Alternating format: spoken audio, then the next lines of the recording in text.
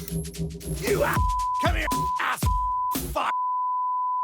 Ok, ho 26 anni, non ho un lavoro fisso, faccio schifo. Guardo sui social, mi sembrano tutti migliori di me, sto peggio, anche se spesso Instagram fa la cosa contraria. Cioè mi dice, no Sofia, non pensare ai tuoi problemi, guarda il video di questo bellissimissimo cane poliziotto. Che cosa ti fa pensare? I cani hanno un lavoro e io no?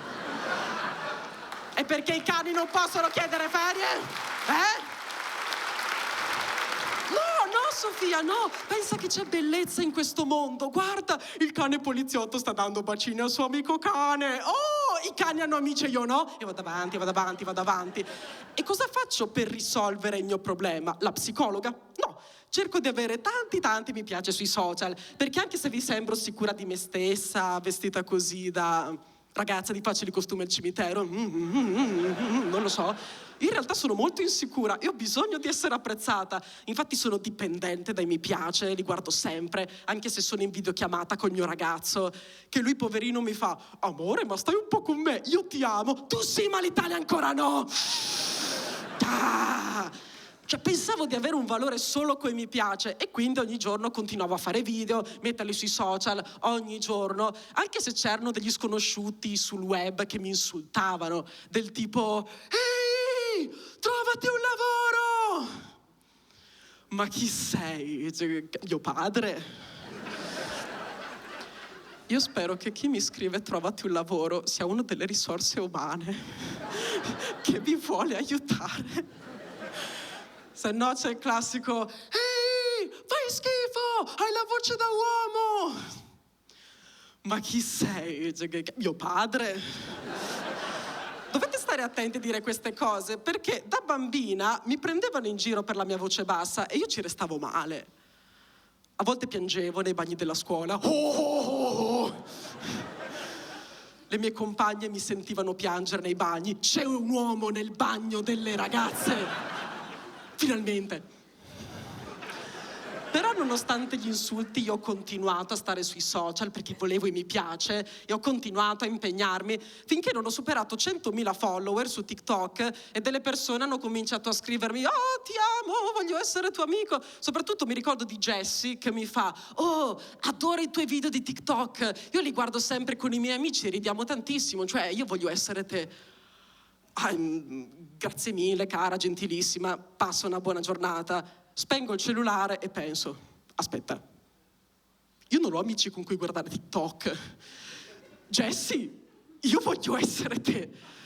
Cioè, tutti pensano che dietro un video virale ci sia una persona che fa io sono figo e voi non siete nulla, ma in realtà io sono tipo vi prego ragazzi amatemi.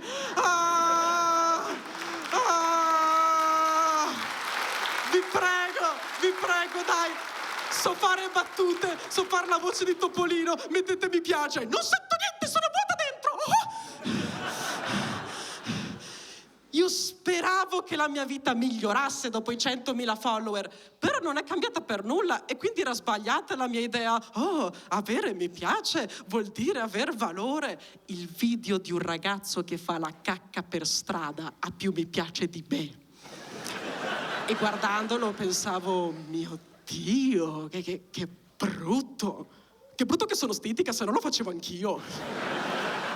Cioè non ho valore, sono una cretina se sono pronta a tutto per i follower. Io avevo così paura di perdere follower che ho cominciato a rispondere a tutte le domande che mi si faceva sui social. Tutte, anche quelle di cui non sapevo nulla, del tipo, oh Sofia, anche tu odi quelli che uccidono gli animali per dar le pellicce ai ricchi.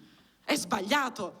Sì, è vero, hai ragione. Ma anche i poveri hanno freddo. Cioè, capite? Cioè, io sono una cretina e non solo io ho i follower, ma voi non sapete chi sono e sono disoccupata.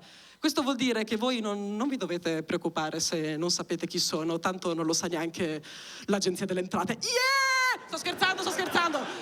Ci sono spie dell'Agenzia delle Entrate? No, bene. Non chiamateli come di Central, per favore. E grazie a questo mi sono resa conto che in realtà non devo sentirmi inferiore a chi vedo sui social, perché così come io sono una sfigata rispetto a quello che faccio vedere su Instagram, anche gli altri lo sono. C'è uno del mio paese che su Facebook mette stati del tipo «Buona festa della donna, i veri uomini rispettano le donne».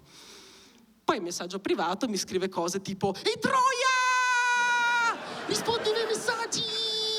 Guarda che uomini come me non ne trovi tanti in giro! Sì! Infatti gli altri sono in prigione! Cioè, i social sono degli stronzi perché ci mentono, non cancellano i commenti di chi getta odio sugli altri, no, cancellano i miei video perché dico cose tipo viva il sesso, viva l'anello vaginale, il pene sembra un fungo, vi vedo confusi.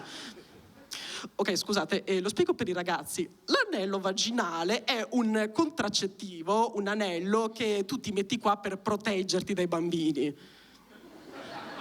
Raga, scusate, ma dai bambini che potresti avere tu, non da quelli degli altri.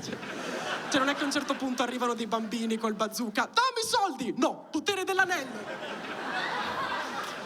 Amica Sailor Moon. Anche voi ragazzi potete fare la stessa cosa col profilattico. Scettro di luna! Alle fighe piace!